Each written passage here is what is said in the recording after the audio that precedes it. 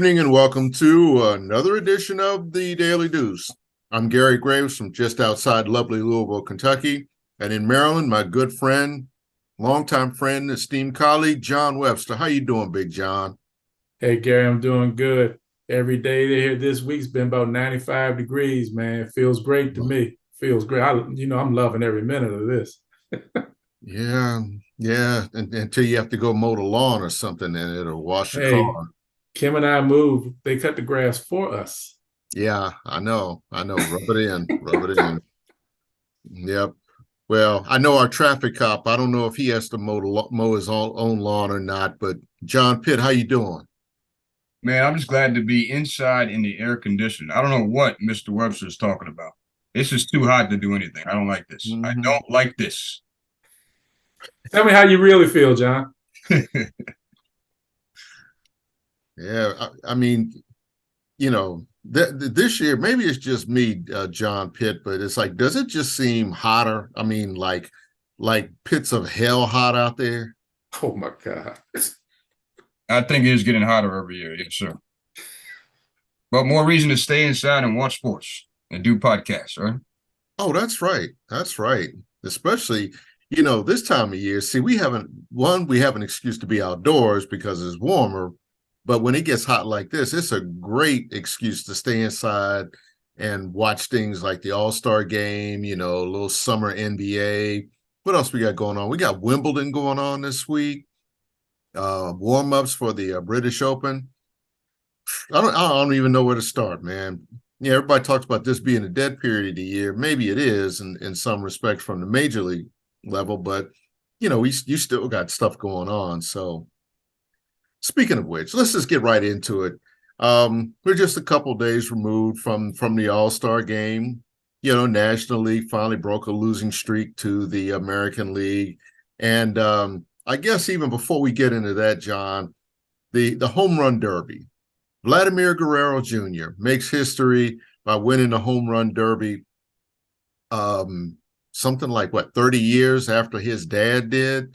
And that was impressive. That was historic. And it was impressive because it didn't seem to be his to win early on in competition. What did you think? Oh man, I tell you, I really enjoyed the home run derby. It was a lot of fun. Uh, Rushman got in there with the Orioles. Oh Was man. put out in the first round, but as you send the text, he put on quite a show for the one round he was in. The guy from the Detroit Tigers, Luis Robert, he just put on an even bigger show. Yeah. And my goodness, Julio Rodriguez, what he had, 41, 42? Yeah. I mean, it was great. Uh, Guerrero won it. His dad won it a number of years ago. Don't know if it was 30, but it was a number of years ago.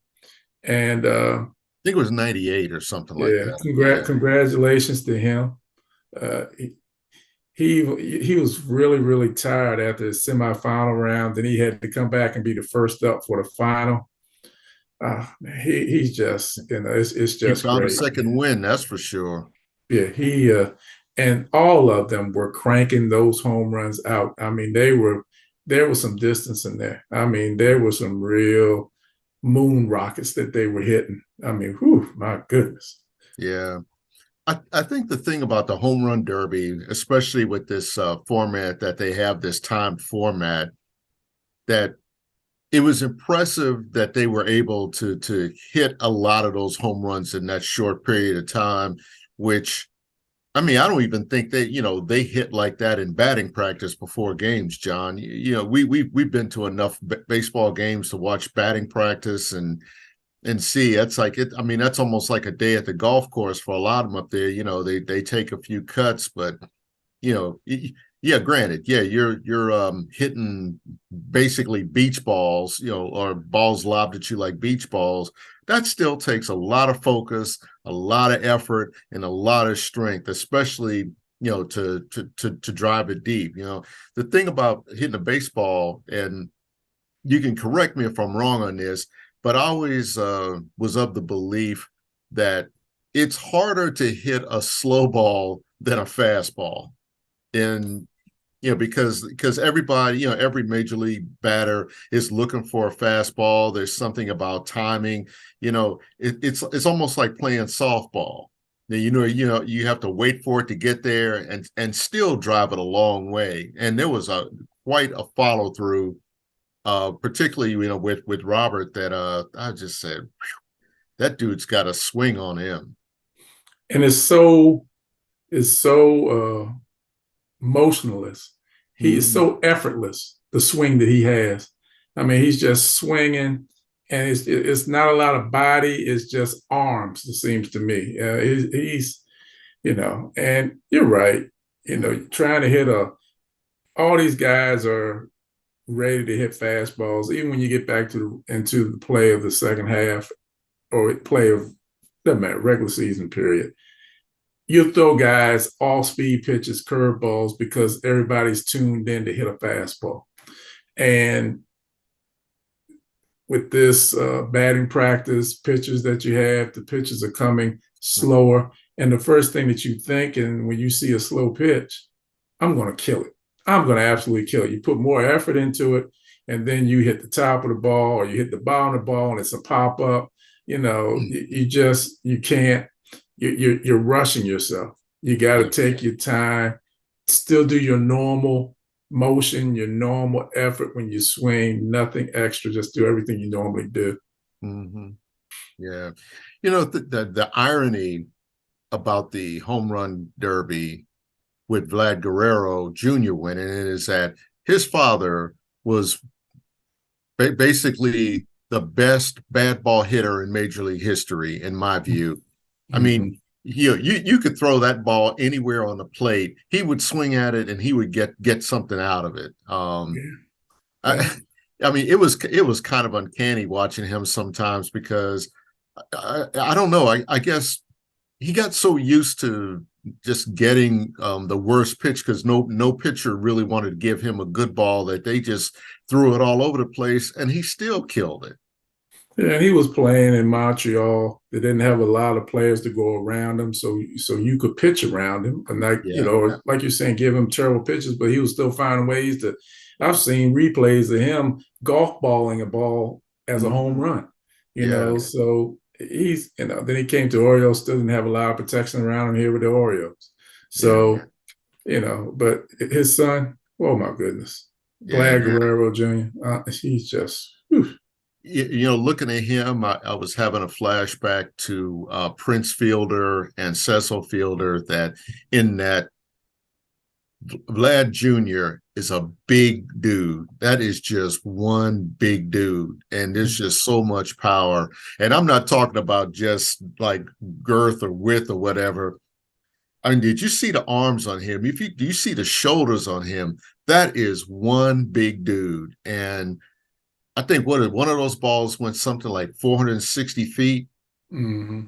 Yeah. And I kept thinking, if he was playing in his home ballpark, that ball might have been out. Yeah. Yeah. In fact, that ball might have been out of a lot of ballparks if there weren't, if there weren't stands in the way like there were in Seattle. And that's what I want to see eventually. Maybe have. Well, I guess so many stadiums are enclosed now. There are none that have like an open part of left field or center field or something where you can see whether a ball leaves the park. But us being from DC, we kind of live by a different standard where ballparks like, Griffith Stadium, Memorial Stadium used to have open areas beyond the fence before they closed them in, before they put in bleachers. And guys like Frank Robinson and Mickey Mantle, trying to think of who else was the power hitter back then. Al Kaline, Harmon Killebrew, would just hit balls completely out of the park. And there's a story about Mickey Mantle hitting one out of Griffith Stadium that landed somewhere like on 4th Street Northwest, on Howard's campus, and it traveled 565 feet. That's a Hmm. and that's I'm just thinking about that off the top of my head. I guess my bottom line is it was impressive to see that kind of power and to see them kind of go at it almost like a machine pace, a fast machine pace So, to hit that many balls out. yeah, I mean, it was a lot of fun. I thoroughly enjoyed the home run derby this year. Absolutely enjoyed it. Yeah, me too. Now, as far as the game, I thought the game was actually pretty decent. I mean, it was it was a pitcher's game in essence, low scoring. It moved quickly. Um, I don't want to say that it was kind of vanilla in a sense that you didn't see a guy's best stuff, but it still was what it was. You had a little defense, but you had pitchers who were challenging some guys, and it was just like I say, it was just a good pitcher's game, a good defensive game, and came down to the last couple of innings. Wasn't decided until late. Unfortunately, I know you're it, happy. I mean, sorry, you're unhappy because Bautista took the loss. yeah, and this is where Dante is always telling me I will always spoil the party. Rushman, I wasn't crazy about him being in the home run derby, but I was happy what he did. Now, honestly, with that, and I don't want to go back to it, but I told Dante he shouldn't have been the eighth seed. He should have been at least sixth seed because Mookie Betts had eight. Mookie Betts should have been the eighth seed. It was ridiculous. But another day, another dollar for that. Mhm. Batista, this is another reason why I would pay my players not to go to an all-star game because he gave up a 2-run home run in an all-star game, and that hopefully it won't, but that could stick in his mind. That could affect, I don't want that in his mind because the home run, not the home run derby, the all-star game, whoever wins, American League, National League, that's who gets home field advantage for the World Series. That's still that's Yes. still the If I'm not mistaken, yeah. I think it is. Maybe I'm wrong. Maybe I'm wrong. Okay. But even besides that, I don't want Batista feeling any kind of way going into the second half. Giving up a home run in that situation is rough. I don't want that. That's why if I'm the general manager, I'm paying you $250,000 that day not to play. Not to play. Uh, that's so funny, John, because uh, one, it's like you're assuming that a lot of teams, other than the New York Yankees, have. Let's see what I'm looking at here.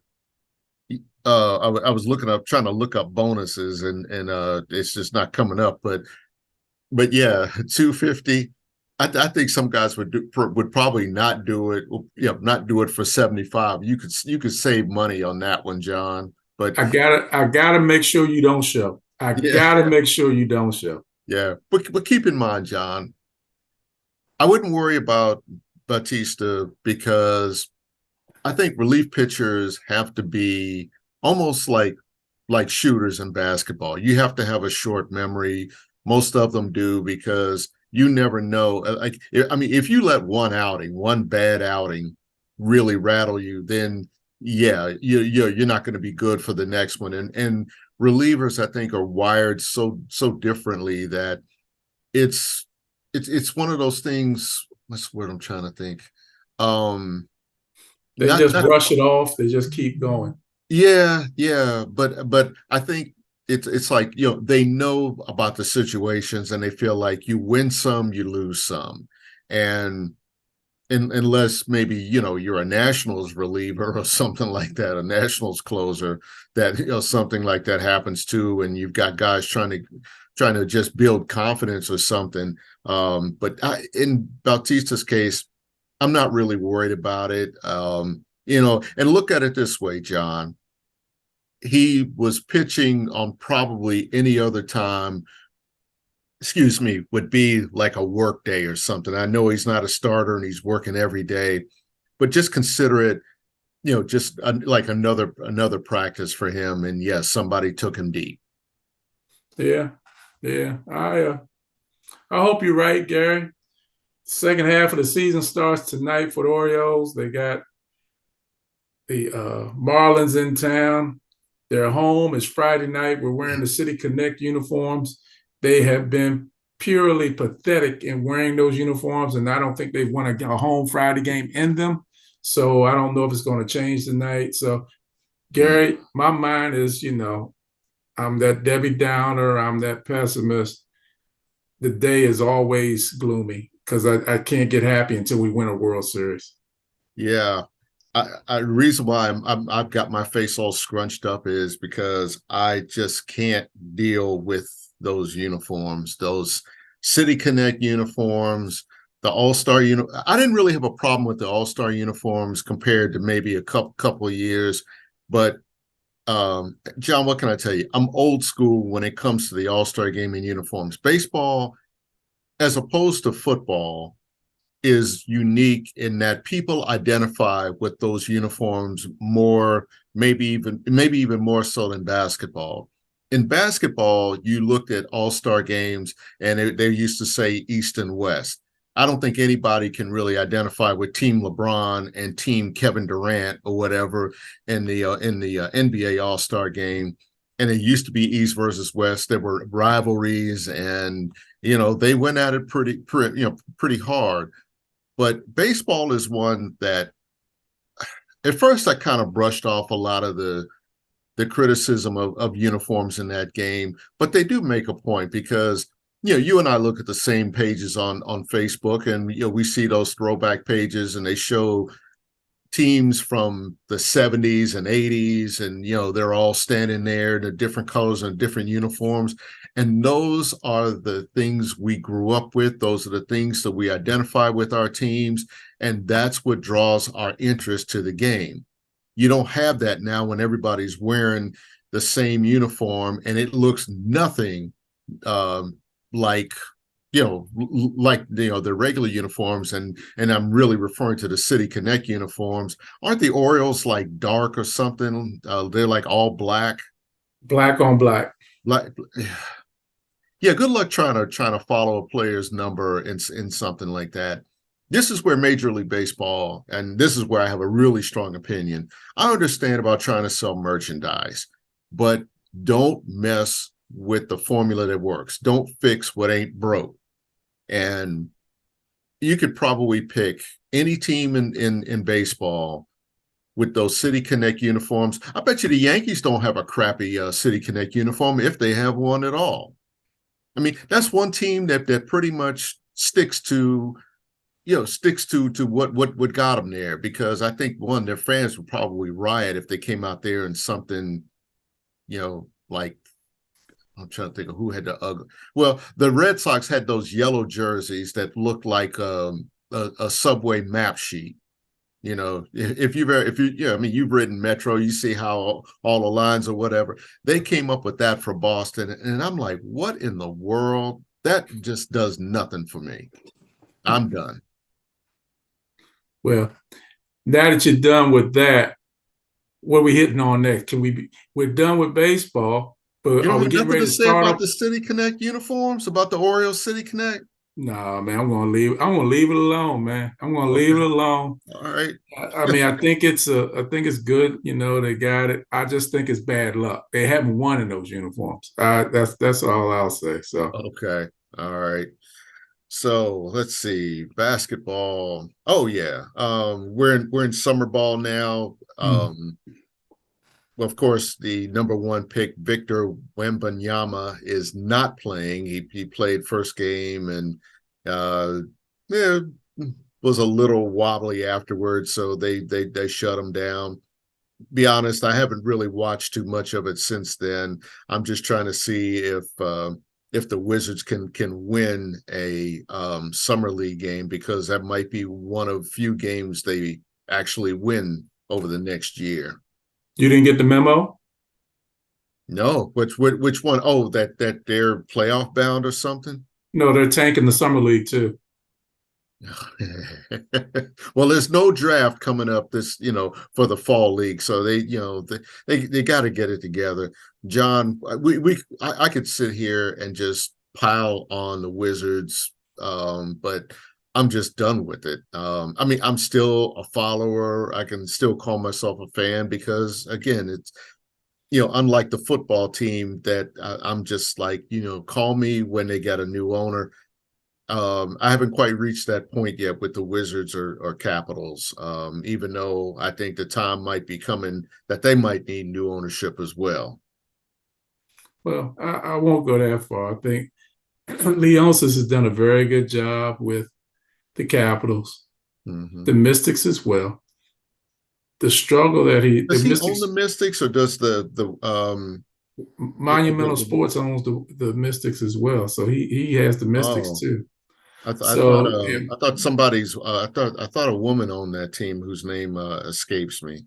I think she is a minority owner. Maybe I'm Oh, okay. mistaken. I thought Leonsis had it too, but if Okay. not, either way, I mean, the Mystics have won a championship.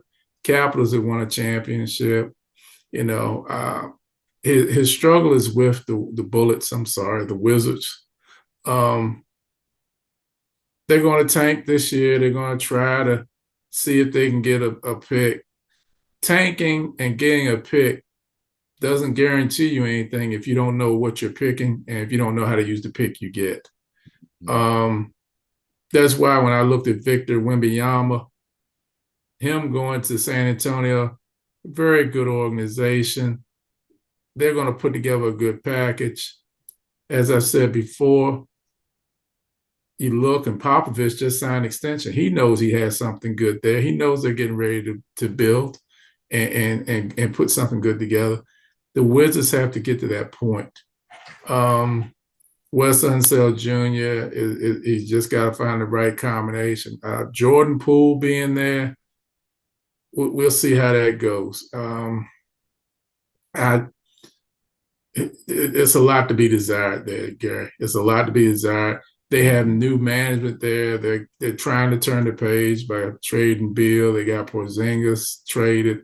They're trying to turn the page. They're trying. What I will say is I will sit back and I will see what happens.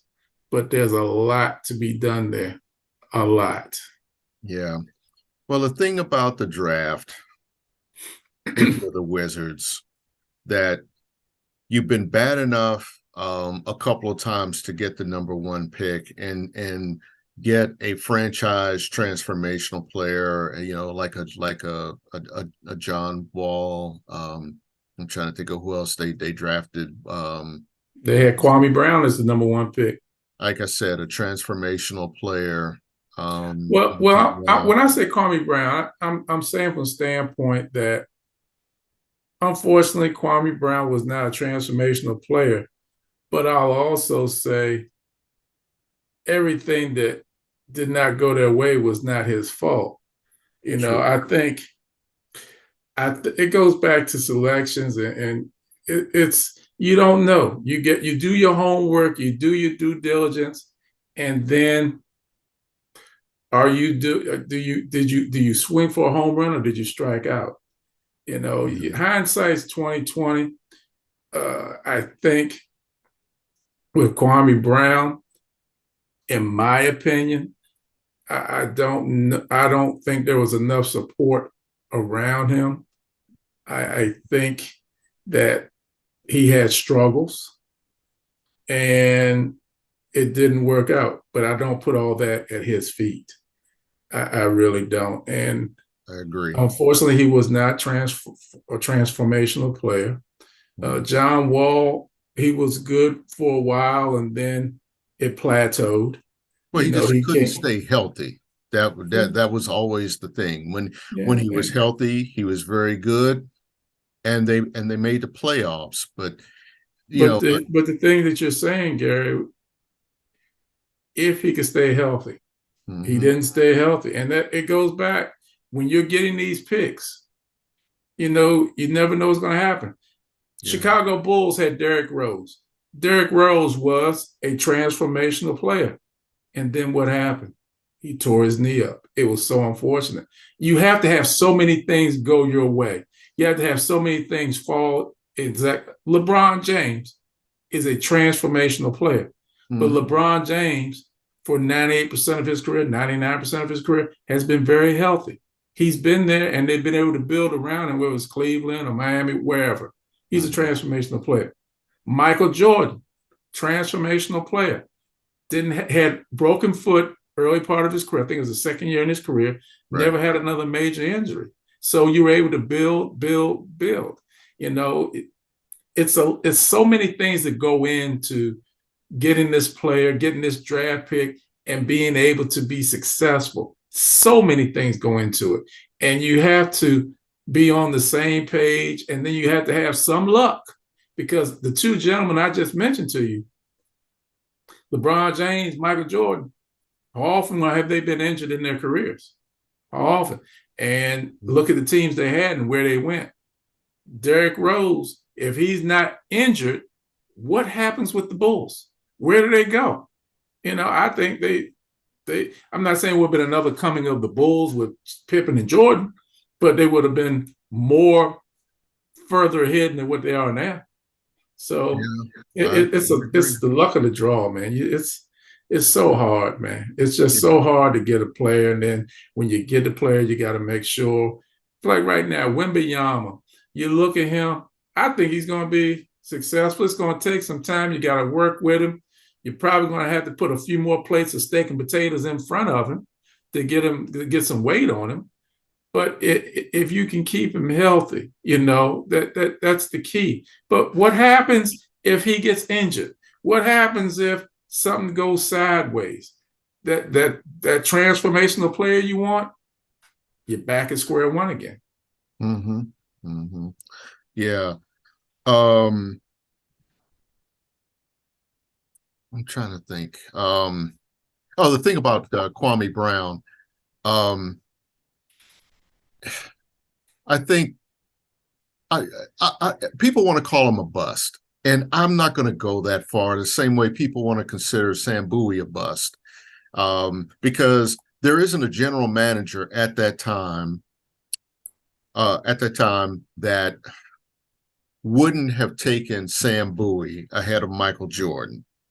I mean, they can say, "Oh yeah, well, you know, I probably would have taken Jordan first." No, you wouldn't have. And they need to stop lying. But I can't call either one of them a bust because they had long careers. If they came in like the guy from Ohio State, Greg Oden, Greg Oden, who injuries really shattered his career, no pun intended. And that's where you come into bust territory. But they were just more built for the long run. They just really had to physically mature, especially Sam Bowie. He had to get over his own foot injuries. The guy ended up playing something like 10, 12 years and averaging a double figure scoring and stuff. He didn't win a championship, and of course that's the standard that you base it on. But the thing I think you have to look at with some when you're drafting now, especially with just 2 rounds, the pressure is you have to draft guys that can turn you around in a hurry, and there are very few guys out there like that. I mean, everybody knew Steph Curry was going to be good, but nobody thought he was going to be a transformational player. Am I right? Yeah, and I agree with you. I agree with you. And it comes down, like I said before, you got to have some luck with it too. Sam Bowie coming out of Kentucky, him and Mel Turpin, they were considered very good players. And I'll take Bowie. Bowie had a series of ankle injuries, foot injuries that slowed his career down. He was a good player, but he was not transformational. He wasn't because of the injuries. Greg Oden didn't get the chance, in my opinion, to even be good because the injuries got him in the very beginning. So that's why I agree with what you're saying, Gary, but that's why I'm also saying so many things have to fall into place for you when you draft these kids. So many things have to fall into place, not only on the court, but off the court. Yeah. And I guess to kind of wrap this up, that the problem with the draft now, for all the glitz and Hollywood that it is, that really, unless you're in the lottery, your chances of getting a transformational player are slim. I mean, they drop off drastically after that. You might get a first round pick, but really the best players are in the lottery for a reason, are chosen in the lottery for a reason, because they're potential game changers. Everybody else after that, they're just basketball players, in my view. And I hate to really put it that way, but maybe because of being here in Kentucky, where they have churned out more than a few lottery picks, and of course you see how a lot of those guys have gone to teams and turned them around. Devin Booker, Shai Gilgeous-Alexander, Tyrese Maxey, Karl Anthony Towns. Trying to think of who else. Even Emmanuel Quickly to an extent, with the Knicks. When he wasn't injured, yeah, right. Cousins. When he wasn't injured, I would even throw Julius Randle in that mix too. But I mean, he's kind of almost on the way out of New York now. But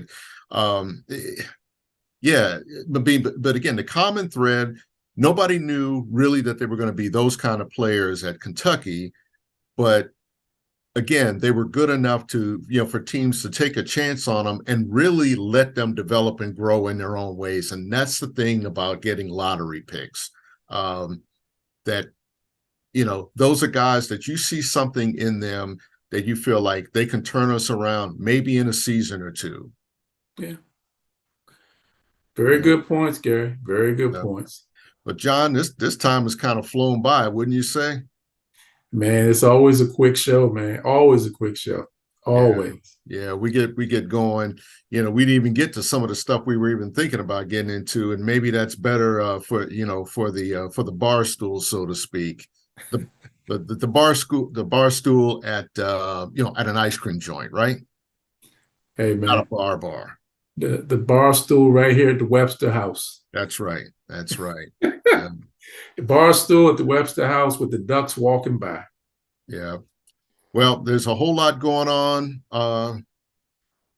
Let's see, what have we got this weekend? We've got Wimbledon finals. We've got golf. If you're into auto racing, there's that. Of course, like John said, the resumption of the Major League season. Let's see where some of these teams end up. We can probably get into that after we got a weekend under our belts, watching these series over the weekend. That God, we'll have a lot to talk about next week. But hey, there's a lot for everybody to watch. Please watch sports. Tell your friends, tell your family about us. We're on YouTube. We're on Facebook. We are a link away. All you got to do is ask. Hey, everybody. Thanks for joining us this week. Watch sports like Gary said, whether it's Wimbledon, whether it's NASCAR, whether it's golf, whether it's baseball, doesn't matter. Watch some sports, have a good time, and we'll see you again real soon.